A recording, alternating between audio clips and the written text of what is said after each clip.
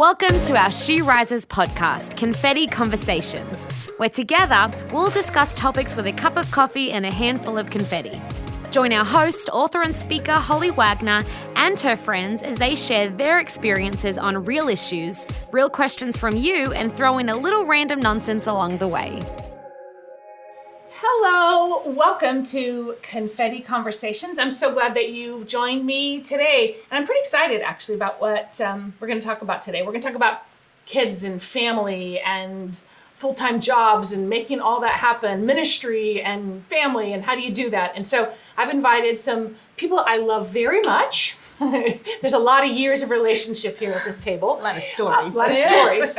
Yeah. This is my friend Bonnie, and I've known Bonnie for maybe 15 years? 19 almost. Okay, Yeah. 19 years? Okay, we are old people. Anyway, okay. So, and Bonnie and her husband, Anthony, were on our team for a little over 10 years. And then we just sent them out to plant a church a few years ago. And Bonnie has triplets and still has a functioning brain. So I'm thinking we're good. And we're going to get some input from her. And then this, I love this girl. This is my daughter, Paris. I've known a really long time. Like the womb or something. Like since the womb, right? And Paris has a new baby. So she's kind of my favorite right now. And she's also a stepmom. So she is negotiating blended family and how do you do that. And then she was also PK, so raised in church with all the good and bad that comes with that. So we're going to talk a little bit about that. Just how do we do all that? So Paris, let me just throw it to you right off the bat. Here we go. So because you're going to start with the good stuff. Oh, great. Okay. What would be like a good thing? Like what would have been a good thing about being a pastor's kid? Well, the very first thing that comes to mind is the green room. That was always my favorite at church, growing up and quickly grabbing the snacks. But on a more serious note, I'd say one of the great things or benefits of having parents who are pastors would be the flexibility in the schedule. In high school, obviously but just being involved in so many sports and activities and horseback riding, there's like so many things I had my hands in. And so as opposed to parents who had more of a stricter schedule, you were able to, I don't think you missed a basketball game. Right. I don't think so. You were at everything. So I think that was awesome. Really important for me growing up, especially because my love language was quality time, and just so it was important to me that you were there, and you and Dad both were able to be at all these events and school plays and shows that mattered to me. So that's a good point that you brought up. I kind of forgotten that, but we did some of the love languages with our kids, and so found out that Paris's was quality time. So then that actually became a shift for me.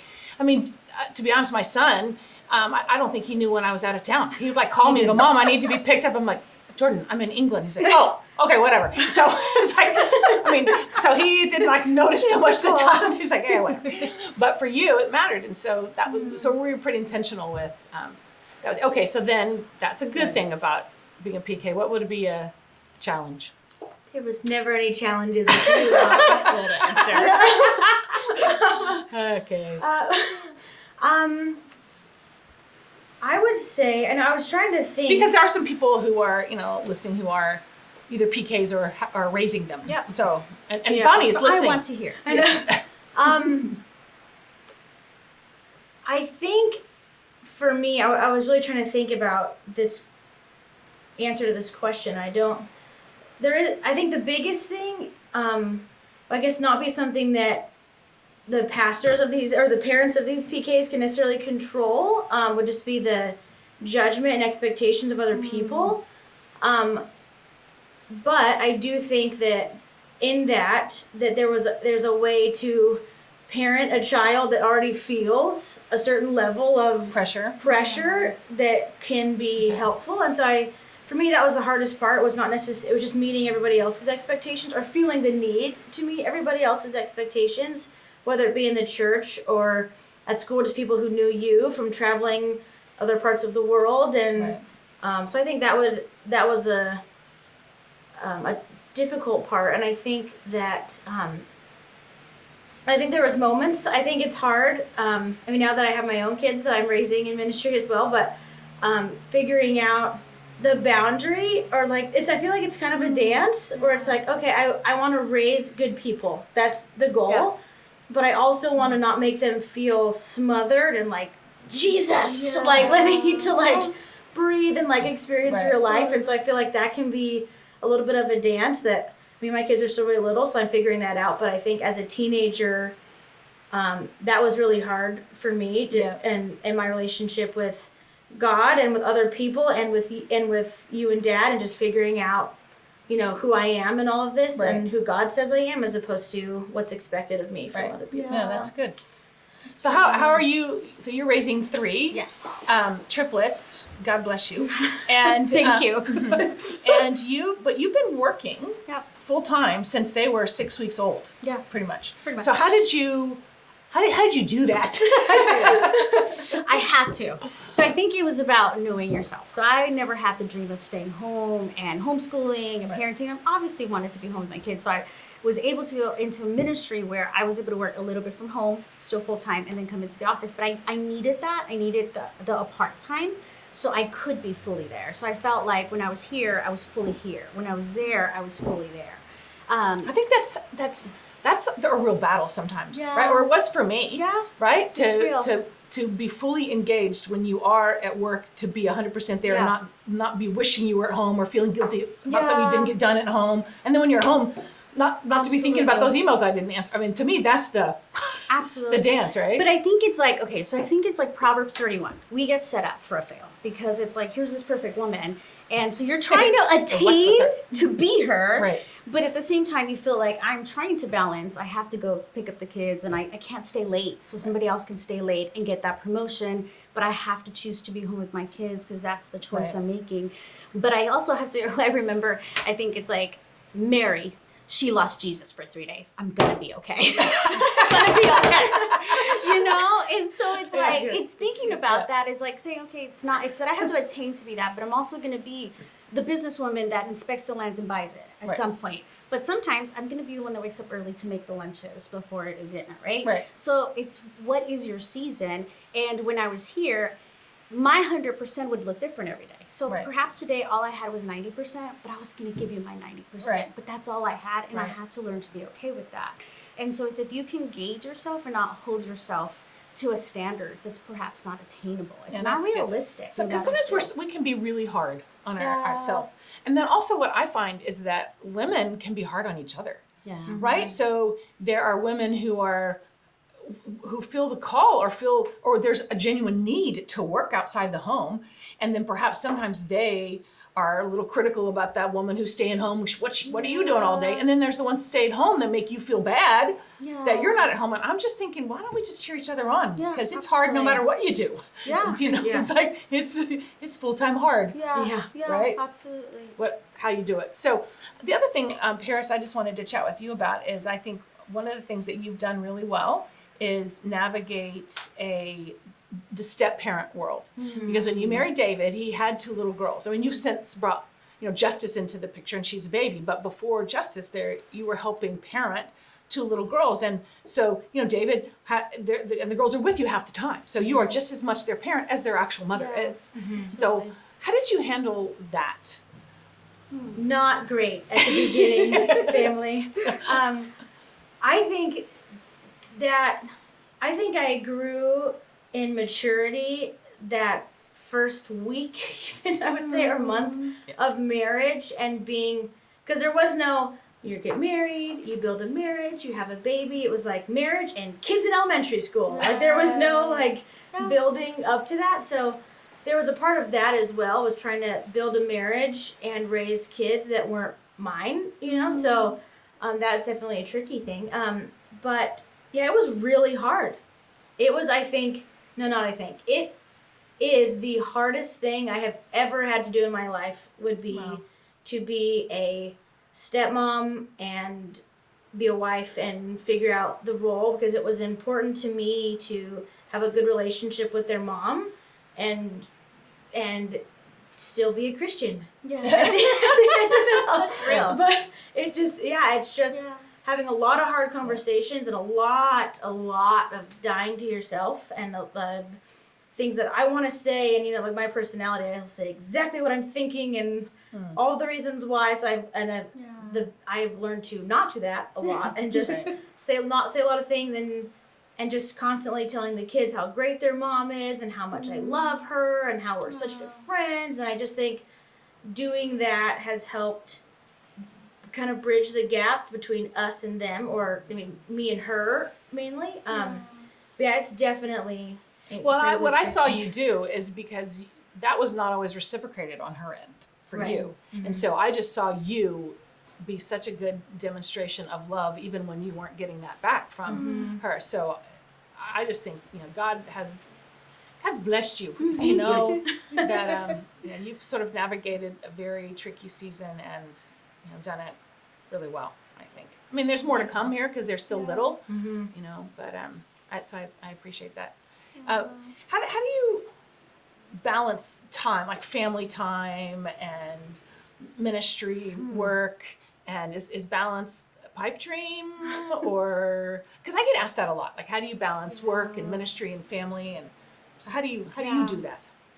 I don't know if there's a formula. I think you have to just take it one day at a time, one season at a time. There's going to be seasons where your kids need you more, seasons where your job needs you more. And so learning to prepare for those seasons. So when I worked with you, I knew when the seasons were on. And so I would prepare myself, prepare my family, get the village around me to help me in those seasons and know that it's going to be okay because it is a season. And then I think, then there's the times where it isn't a season, but there are choices that you have to make. Am I going to be able to go be with my kids? Do I stay late in the office because there's this project? And I think in that moment, it's first of all asking God. It's like, okay, God, where do I need to go? What is it that's my priority here? And honestly, I think one of the questions that I asked myself a lot was like, in 10 years, what am I going to regret? Am I going to regret not going to my kid's karate tournament? Or am I going to regret not going to dinner with this girl who really needs some coaching? And there is no easy answer. That's true. You have to make the choice that's the best. Own the choice. Know that your kids are going to be okay if you deposit enough. Then those moments that you just can't be there. And the same thing with your job. Deposit enough so the things that you can't be there, that there's people around you that will help you, whether it's at home or in work. So but I think it's walking that, knowing that there's no formula, picking what's best for your family, what's best for your kids, and just being okay with it. I think forgiving yourself from the moments and learning. It's like, okay, I won't do that one again, and I'll choose this, and I'll choose better. But I wish there was an answer I can give. There isn't. And then I have the weird thing, too, that they're triplets. So it's like, everything happens times 3. So it's like there's... And then they're all different. And they're totally different. They need different How does that things. happen? I don't even know. I blame it on my husband. Yeah.